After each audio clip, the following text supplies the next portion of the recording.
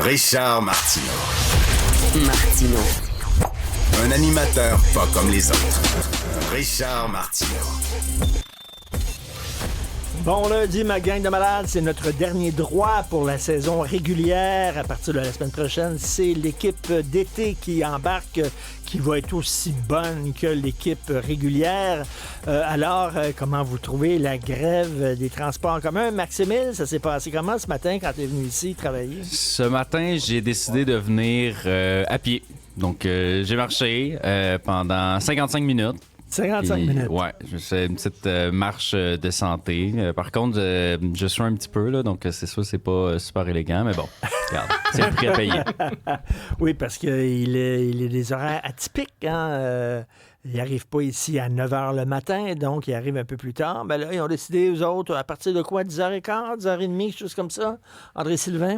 Ça finissait à 9h38, très 9h38. 9h38. C'est terminé, le dernier métro passait, vient de finir. Ouais. Après ça va être plus tard. Après ça, dans la journée. 14h45, ça reprenait.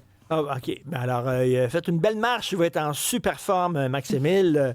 Quand c'est pas le RAM qui tombe en grève, quand c'est pas des pannes régulières dans le métro, quand c'est pas les autobus qui arrivent en retard, c'est une grève. Ça va super bien dans le monde du transport en commun.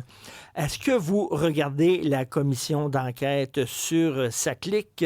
Il devrait avoir d'ailleurs un canal spécialisé, seulement des commissions d'enquête. Ça serait 24 heures sur 24, 7 jours par semaine, des commissions d'enquête sur n'importe quoi, parce qu'il y a toujours des personnages incroyables. Alors là, l'ancien responsable du bureau de projet de SACLIC admet avoir manipulé un appel d'offres. Alors là, il a manipulé un appel d'offres, finalement, pour avantager son candidat favori.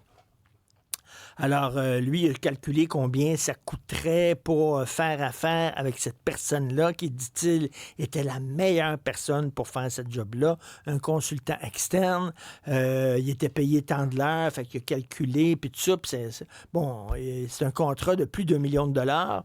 Le gars, il dit, moi, je peux pas faire ce contrat-là, plus d'1 million de dollars. Il dit, faut que je sois approuvé par l'autorité des marchés financiers. Je suis pas approuvé par l'autorité des marchés financiers, tout ça. Fait que là, le gars, l'ancien responsable de SACLIC, du bureau de projet de SACLIC, ben, il a manipulé, il a bisouné l'appel d'offres pour que ça soit ce gars-là qui puisse obtenir le contrat. Ce gars-là en question, c'était un proche de l'ancien boss Carl Melançon, mais ça n'a rien à voir, non. Ça n'a rien à voir que ce soit un ami de Carl Melançon. Non. Le gars de SACLIC, il dit, il a fait ça parce que on était dans le chenoute, puis pour accélérer le processus, hein, vous pensiez peut-être on veut avantager un ami du boss. Non, c'est pas pour ça. C'est pour accélérer le processus. C'est pour nous tous. C'est pour le bien-être de tout le monde, de tous les citoyens québécois. Il voulait pas que ça niaise trop. Donc, il dit, on va changer, modifier l'appel d'offres. Ça n'en dirait personne, tout ça. C'est rien que ça. C'est rien de la crosse tout le temps. Jour après jour après jour, on apprend des choses hallucinantes sur le projet SACLIC. J'espère qu'à un moment donné, à la fin du processus, rappelez-vous, à la fin de la commission Charbonneau, c'était rien le menu fretin qu'on tapait sur les doigts. Hein. Il n'y a pas aucun ministre, personne du Parti libéral du Québec qui avait été blâmé. Souvenez-vous de la une du Journal de Montréal qui était historique, où on voyait Jean Charest rire, puis c'était écrit « mort de rire » parce que personne n'avait été blâmé. Donc, j'espère que c'est pas rien des ménés qu'on va attraper dans cette pêche-là, mais qu'on va attraper aussi des gros requins. Avant de passer à Stéphanie Villeneuve et André-Sylvain Latour, qui va être là cette semaine en remplacement d'Alexandre Moranville-Ouellet, je veux parler à Yves Poirier parce qu'il a fait un autre reportage. Il n'est pas là tout de suite. Il va être là dans quelques minutes. OK, on va lui parler tantôt parce qu'il y a d'autres images qu'il a filmées, qu'il a enregistrées à l'hôpital Maisonneuve-Rosemont. Encore? Ça n'a pas de bon sens. C'était hier, ça.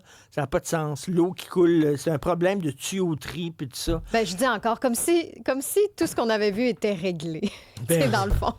C'est encore tout là. C'est juste que ça s'aggrave. C'est encore des chirurgies annulées. Des chirurgies annulées, c'est ça. Il y a encore des chirurgies annulées à cause d'un problème d'eau. Là, comme tu le dis, Richard, c'est un tuyau qui est brisé. C'est pas de la pluie, mais quand même. Non, mais ça n'a pas de bon sens. Il y a des draps à terre pour éponger l'eau. Il y a des barils pour... ça a l'air d'un hôpital du tiers-monde.